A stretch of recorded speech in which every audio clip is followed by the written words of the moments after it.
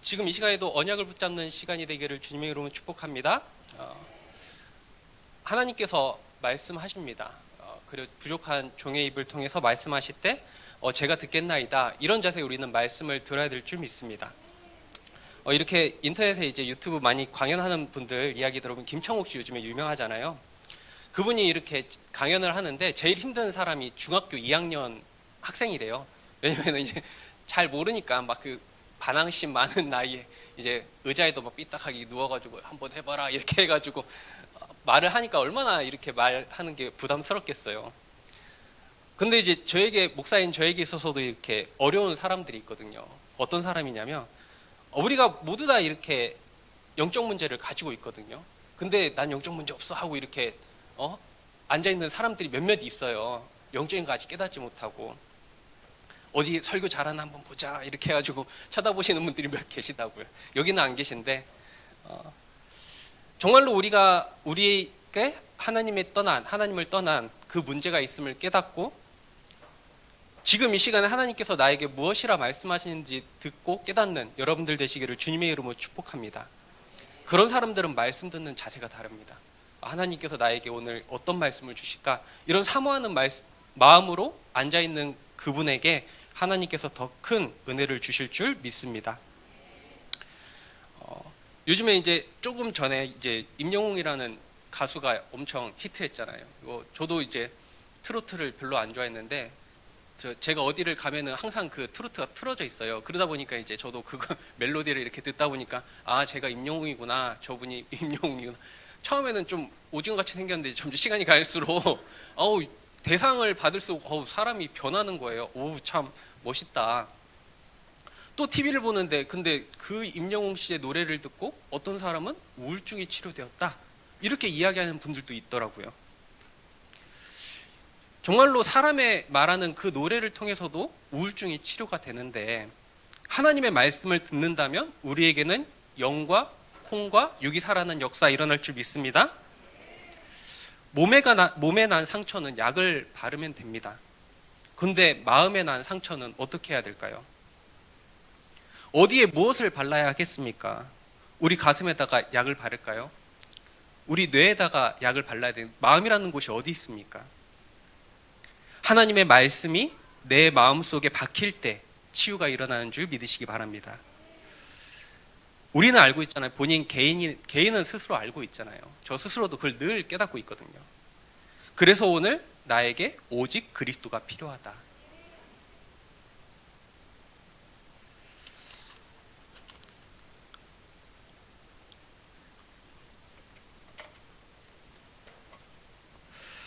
제가 칠판 쓰는 걸 별로 좋아하진 않습니다. 저도 이렇게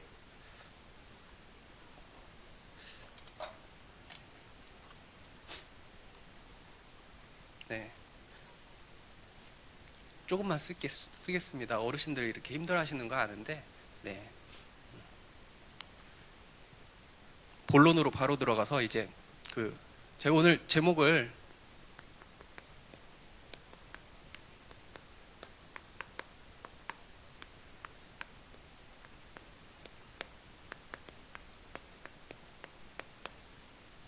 이렇게 잡았습니다.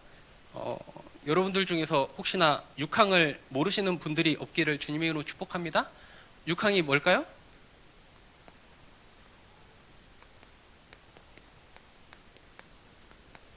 육항이 뭐라고요? 여섯 항아리요. 제가 조금 어그로를 끌기 위해서 이렇게 제목을 좀 이렇게 잡았습니다. 육항이 뭐라고요? 여섯 항아리요. 우리가 가져야 될 6가지 항아리가 있어야 된다라는 말씀을 주셨잖아요.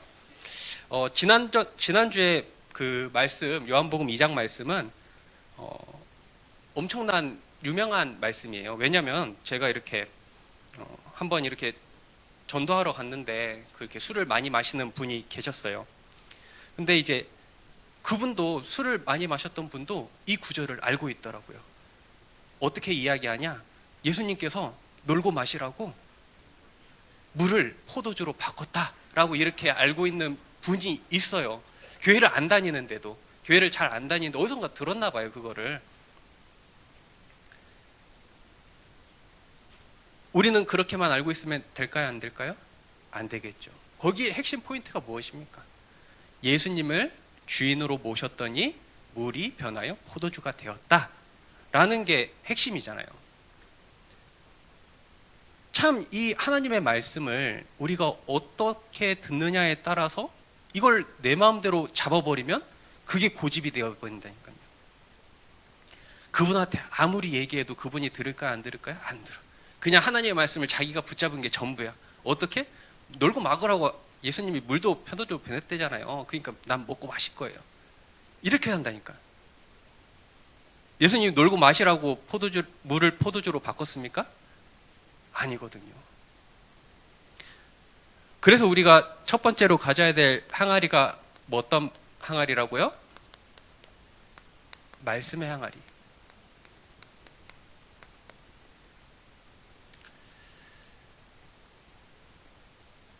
저 이번 주에 어떤 한 사람을 만났습니다. 지난주에 차가 갑자기 가다가 시동이 꺼져갖고 견인소에 맡겨갖고 차를 정비를 했거든요. 근데 이제 수요일 날 저희 교육자 수련회가 있었는데 오려고 하는데 갑자기 또 차가 시동이 꺼져버린 거예요. 그래갖고 견인차를 이제 불렀습니다. 근데 지난주 할 때는 이렇게 뭐 그냥 차를 끌고 갈 때 그냥 남자들끼리 말이 별로 없거든요. 그러니까 가만히 그냥 아무 말 안 하고 이렇게 갔는데 지난주에는 이제 제가 이제 교육자 수련회를 와야 되니까 이제 제가 신내동에서 이제 차가 멈췄거든요. 저를 차 정비할 때는 저기 목골역 쪽이고 그 지나가는 길이다 보니까 내가 목사인데 저기 온누리교회 목사인데 나를 좀 내려다도 차만 맡겨주고 가라 이렇게 이야기를 했어요. 그랬더니 이제 그분이 목사가 뭡니까? 이렇게 물어보는 거예요. 그러고 보니까 이제 그 견인할 때 이렇게 성경 구절에 이렇게 카카오톡 메시지에 성경 구절이 적혀 있고 그 운전대 위에 성경책이 놓여져 있는 거예요. 저도 그걸 봤죠.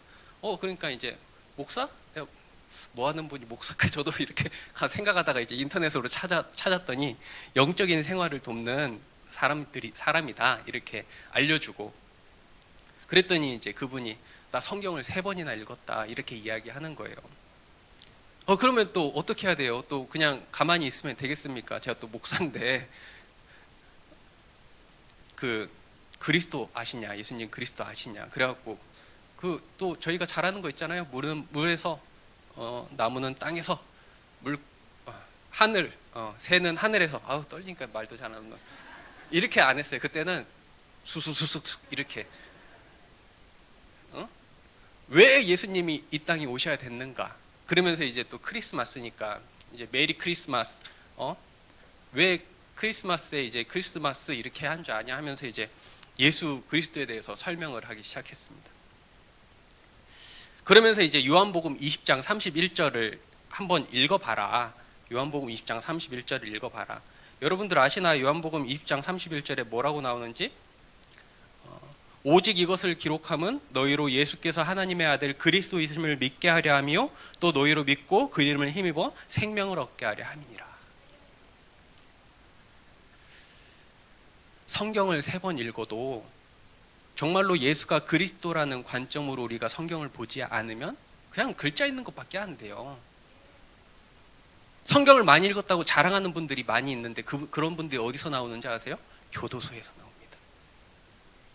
교도소에서 할 게 없어. 그러니까 성경을 읽는 거야. 9번 읽었대. 근데 9번 읽었는데 예수가 그리스도라는 걸 모르고 그냥 뭐 9번 읽었대. 좋은 말씀 많이 있더래. 이렇게 읽어서는 아무 소용이 없다라는 거죠. 정말로 우리가 말씀의 항아리에서 예수님이 나의 그리스도로 오셨다라는 이 성경의 핵심 메시지가 나에게 있어야 된다라는 거죠. 내가 하나님을 떠난 죄인이구나. 우리 모든 인간은 하나님을 떠난 죄인이구나. 그래서 예수님께서 이 땅에 오셔야 되는구나. 뭐뭐 해라, 뭐뭐 하지 마라. 이것도 물론 좋지만 그것보다 무엇보다도 중요한 게 우리에게 담겨져야 될 것이 예수가 그리스도이시구나 라는 거를 그 견인 아저씨한테 10분 동안 쭉쭉쭉쭉 이야기를 했습니다. 너무 감사하더라고요. 그러면서 이제 설교해야 되니까 한번 써먹어야 되겠다. 성도님들한테 한번 이야기해드려야겠다 또 생각을 했죠. 우리가 예수가 그리스도다라는 관점으로 그 정말 믿음을 붙잡았다면 이번 연도에는 여러분들 성경에 나와 있는 많은 축복들이 여러분들에게 담겨지기를 주님의 이름으로 축복합니다. 그리고 두 번째 가져야 될 게, 제가 처음에 원래 6항아리 하면서 말기경 이렇게 하려고 그랬거든요. 모르는 사람이 있으니까 이제. 그리고 외웠는데 까먹었어요. 재헌직.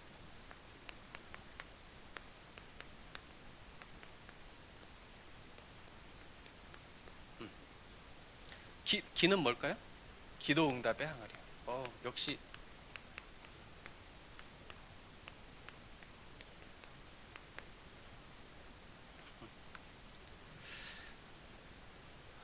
우리에게 있어서 기도 응답은 무엇입니까, 여러분들? 정말로 우리가 하나님께 기도했을 때 내가 무엇을 구했더니 무엇이 왔다라는 것도 기도 응답 중에 하나입니다. 그런데 그거 하나만 알고 있다면 우리 렘넌트들에게 있어서 이 기도가 하찮은 것이 될 수밖에 없습니다. 많은 분들이, 우리 예전에 어르신들은 정말로 이 구하는 기도 많이 했잖아. 뭐 주세요, 해주세요. 그렇게 해서 많이 얻기도 했습니다. 그런데 정말로 우리가 알아야 될 것은 무엇이냐? 내가 기도했을 때 응답이 있던 없던 기도하는 그 자체의 시간이 우리에게 행복한 시간이라는 걸 깨닫는 여러분들이 되셨으면 참 좋겠다. 내 안에 계신 예수님이 함께하는 그 행복한 시간이 누려지는 것이 기도응답의 핵심이구나 라는 것이 기도응답의 항아리로 누려졌으면 참 좋겠다. 특히나 청년 때 막 이루고 싶은 거 많잖아요. 하나님 이거 해주세요, 이렇게 해주세요. 그런데 그게 안 되면 어떡할 거예요? 낙심하고 실망할 거면 그게 아니라 정말로 하나님 나와 함께 하시는 것이 언제나 누려질 수 있도록 응답하여 주옵소서. 우리가 많이 듣잖아요. 요셉이 그러면 끌려가지 않아야 된다니까요. 노예로 끌려가면 안 돼요. 감옥에 가면 안 됩니다. 얼마나 요셉이 하나님과 함께하는 시간들이 많았는데요. 그게 아니라 어디를 가던 하나님이 나와 함께 하시는 것이 누려지는 것이 최고의 기도응답이다. 그 기도응답의 항아리를 갖는 여러분들 되시길 주님을 축복합니다. 세 번째는 경제 축복의 항아리입니다.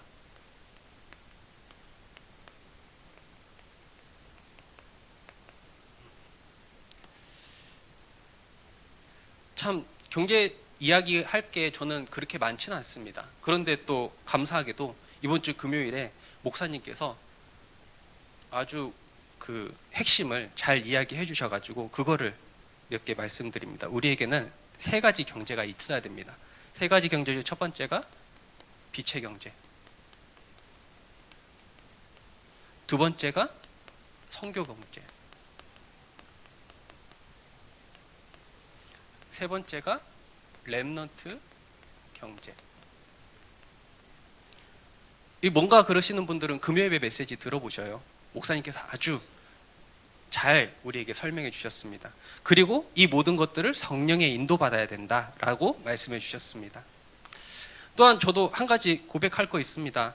정말로 저도 많은 걸 가지진 않았지만 전도사 시절에 맨날 50만 원 받았거든요. 50만 원 9년 동안 50만 원 받으면서 청년 때 20살 30 초반까지 이제 50만 원 받으면서 부족한 거 없었어요.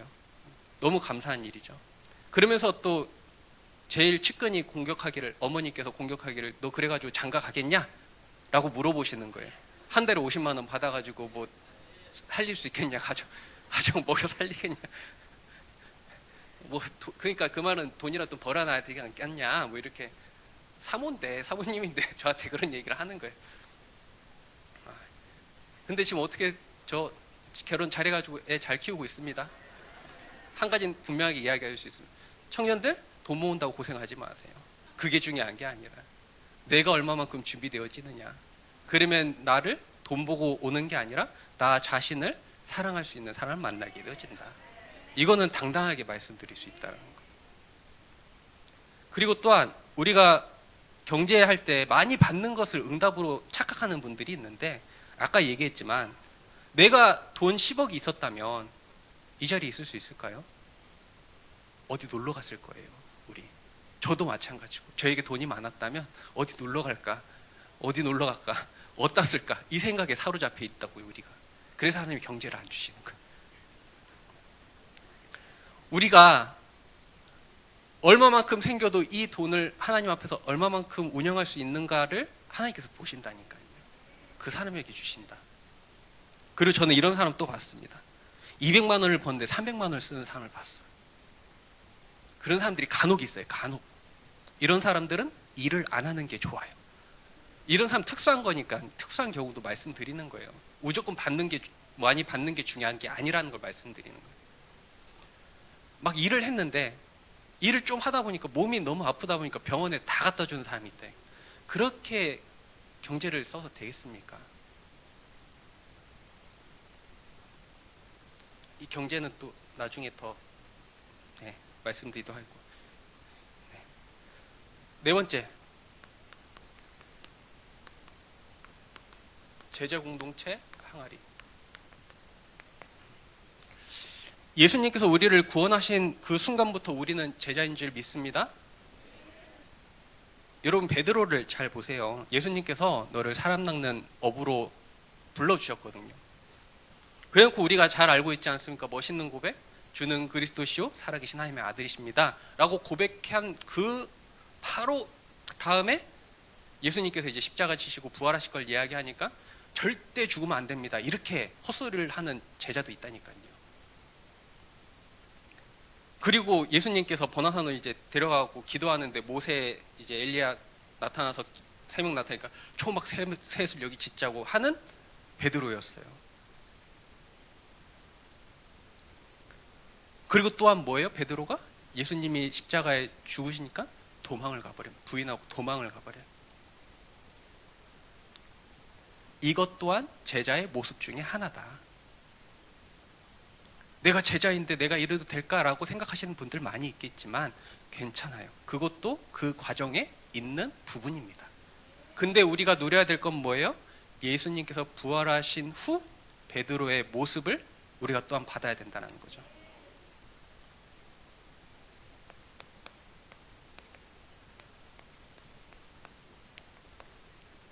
부활 이후에 예수님께서 부활하셨구나 라는 그 확신이 베드로에게 있을 때 죽음조차 두려워하지 않고 당당하게 예수가 그리스도이심을 말했던 그 베드로의 모습이 우리에게 있어야 된다.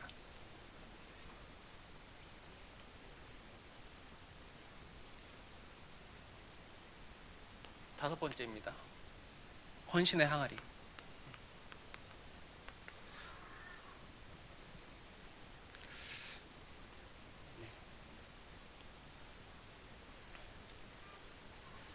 저도 뭐 이렇게 몇 년 그래도 사역은 했으니까 이렇게 또 하나님께서 주신 좋은 응답들이 있어서 여러분들에게 말씀을 드리려고 하거든요. 저도 이렇게 전도사를 하다 보니까 우리 랩런트들을 키울 때가 있었어요. 그러니까 키운다는 게 좀 이상한데, 그러니까 금토일, 요즘에 메시지가 이제 금토일 시대를 열어라 라고 이야기를 해주시잖아요. 근데 그 메시지 나오기 전에 저희 집이 이제 조금 비어 있어 가지고 랩런트를 좀 불러가지고 합숙을 시작했어요. 이제 금요일 날 금요 예배 와서 예배 드리고 데려가가지고 저희 집에서 재우고 이제 토요일 하루를 저와 함께 랩런트들이 시간을 보냈던 시절이 있었습니다. 감사하게도 거기 온 랩런트들이 이렇게 가정 환경이 별로 좋지 않은 랩런트였어요. 어떤 한 랩런트는 이제 아빠가 술을 계속 마시니까 술 마시고 막 좀 막 잔소리하는 아빠 있었고, 그냥 어떤 랩런트는 그냥 아빠가 그냥 잔소리를 해요. 그냥 무조건 뭐 눈에 띄면은 좀 거슬리는 이런 그런 분들이 있잖아요. 자녀들이 이렇게 왔다 갔다 거리면 거슬려갖고 내려다가 한마디 하는. 그러니까 그런 랩런트다 보니까 저희 집에 오는 걸 더 좋아라 하더라고요. 그러니까 이 랩런트들을 데리고 와서 뭘 해야 되겠습니까? 예배 드리고 공부하고 이러면 좋겠지만 그러면 또 애들이 도망가잖아요. 그런 게 아니라 얘들아 와가지고 이제 너네 뭐 하고 싶냐? 토요일 날 뭐 할래? 그래가지고 걔네들이 이제 게임하고 싶다. 뭐 당연히 그러죠. 게임하고 싶다, 놀러 가고 싶다, 뭐 이렇게 많이 이렇게 이야기를 해요. 그래 좋다. 그러면은 우리가 시간을 이렇게 정해보자 해가지고 게임도 3시간을 연달아 하는 게 아니고 끊어서 이렇게 스케줄표에 넣고, 운동도 이렇게 스케줄표에 넣고, 다행히 또 그때 자전거가 좀 몇 대 있어가지고 애들 그 호수 공원에 이렇게 자전거를 태워서 한 2시간 이렇게 태워 보냈더니 되게 좋아라 하는 거예요. 그런 것들을 좋아라 하는 거예요. 참 그러면서 이제 얘들아 그러면서 1시간은 공부해야 되지 않을까 했더니 또 애들이 또 거기에 수긍을 하더라고요. 그래갖고 이제 어떻게 공부하는지 집중 기도하고 공부를 시작하게 했습니다. 그랬더니 또 감사하게도 하나님께서 좋은 은혜를 주셔갖고 그 공부가 안 됐던 랩런트가 좋은 성적으로 고등학교까지 올라가는 또 그걸 주시더라고요. 그것이 중요한 게 아니라 또한 우리는 또 그것만 바라는데, 그게 아니라 우리 랩런트들이 어디에 있어야 되느냐를 저는 질문하고 싶은 거예요. 우리 랩런트들이 집에 있는다고 해서 좋은 것 아니고, 그렇다고 또 집 밖에 있다고 좋은 것도 아니고, 어디에 있어야 될까? 복음 안에 있어야 된다. 정말로 이 교회에 20년 뒤, 30년 뒤에 누가 앉아 있을까요, 여러분들? 그거 생각해 보신 적 있습니까? 20년 뒤에, 30년 뒤에 누가 과연 앉아 있을까요? 우리의 후대들이 앉아 있겠죠. 어떤 마음으로 이 자리에 앉아 있길 원하십니까? 또 예배드리네. 언제 끝나나? 이 마음으로 앉아 있길 원하십니까? 아니면은 정말로 이 온누리 교회가 이 지역과 세계를 살리는 그런 교회가 되기를 원하십니까? 무조건 후자죠, 우리는. 저도 그렇게 되길 원하는 마음에서 사역을 진행하고 있습니다.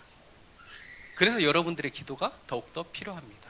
혼자서 내 힘으로는 절대 되지 않기 때문에, 간혹 어떤 분들이 교회가 왜 생겨갖고 왜 이렇게 힘들게 하느냐 이렇게 이야기하시는데, 교회가 힘들게 하려고 하나님이 교회를 세우신 게 아니에요. 우리를 사랑하셔가지고 우리에게 도움을 주기 위해서 교회를 세우셨다니까요. 많은 사람들이 착각하는데 혼자 믿는다고 잘 믿는 거 절대 아닙니다. 고집과 아집 덩어리가 되어져 버려요. 그래서 우리에게 주신 게 뭐라고요?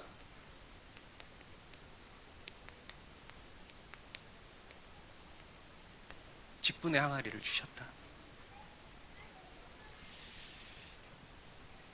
저는 제 직분이 목사이기 전에 전도자라고 생각합니다.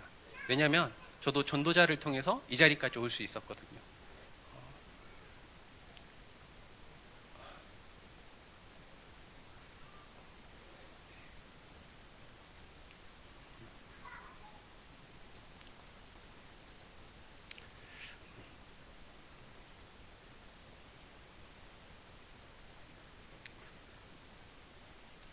제가 이러면 안 되는데, 네, 죄송합니다. 네.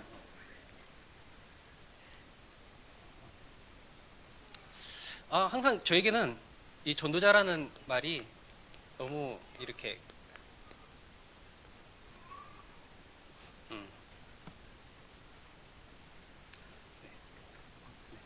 안 나도 콧물도 나오고 큰일 났네.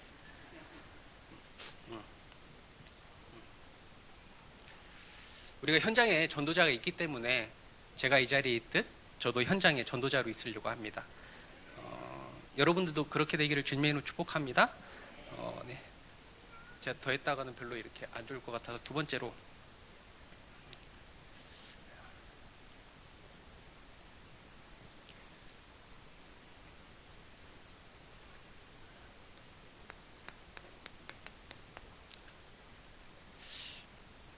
여러분들에게 있어서 최고의 기적은 무엇입니까? 이 자리에 있는 것이라고 믿으시는 여러분들 되시는 주님의 축복합니다. 예수님께서 나를 잘 먹고 잘 살으라고 구원해 주신 거 아닙니다. 우리가 하나님 믿는 것이 내 인생 조금 더 잘 살아보겠다고 믿은 게 절대 아니라는 거예요. 예수님께서 우리의 모든 과거, 현재, 미래의 문제를 해결하기 위해 이 땅에 오셨고 십자가에서 모든 것을 다 이루셨다라고 말씀해 주셨습니다. 우리는 우리에게 하나님 떠난 그 누구에게나 있는 그 문제가 나에게도 있음을 믿고, 그 문제를 해결할 길은 오직 그리스도임을 믿고 이 자리에 있는 줄 믿습니다. 그래서 여러분들에게 오늘 말씀드리고 싶은 거는 4절에서 10절 말씀을, 고린도서 6장 4절에서 10절까지 말씀을 한 번 더 읽기를 바랍니다. 한 목소리로 합독하도록 하겠습니다.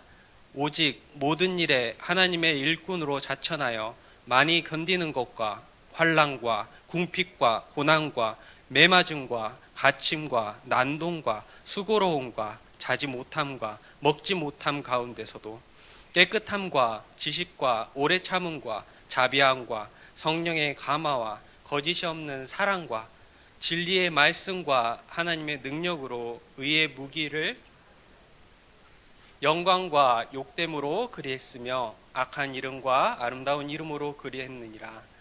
우리는 속이는 자 같으나 참되고 무명한 자 같으나 유명한 자요 죽은 자 같으나 보라 우리가 살아있고 징계를 받는 자 같으나 죽임을 당하지 아니하고 근심하는 자 같으나 항상 기뻐하고 가난한 자 같으나 많은 사람을 부유하게 하고 아무것도 없는 자 같으나 모든 것을 가진 자로다.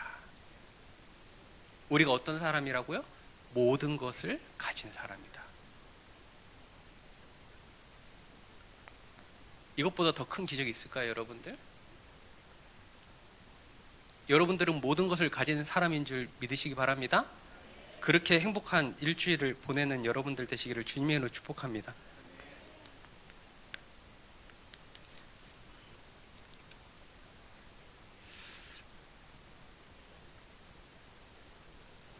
오늘 말씀에서도 두 마리의 개를 버리라 그러셨는데 어떤 개와 어떤 개?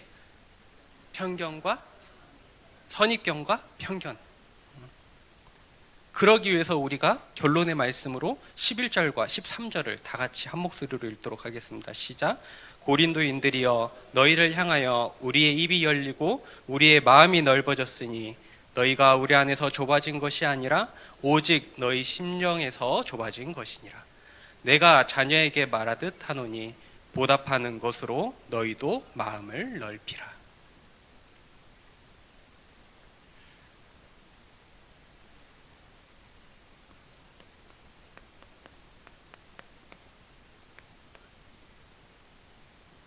마음을 어떻게 하라고요?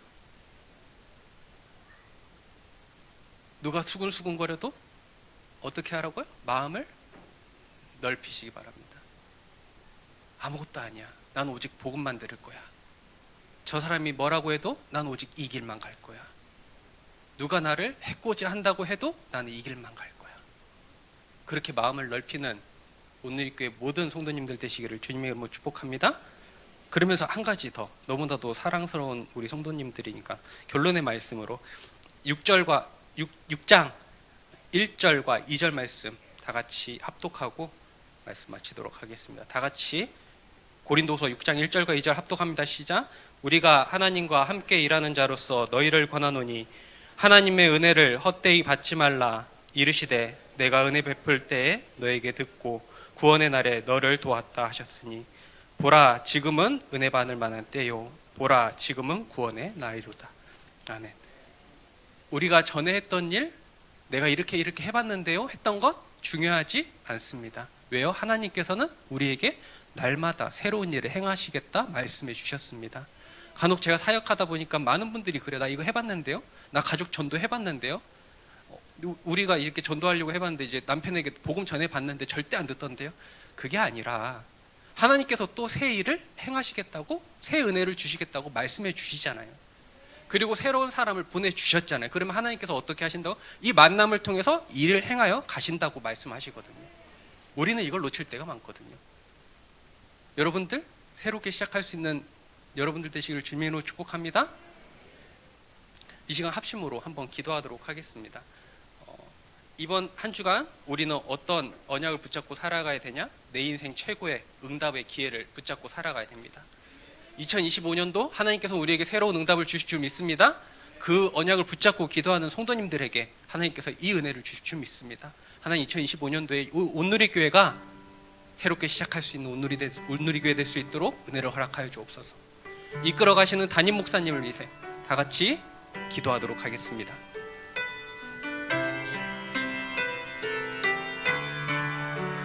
말씀을 주심에 감사합니다. 이 말씀 가운데 우리가 성령의 인도를 받기 원합니다. 하나님,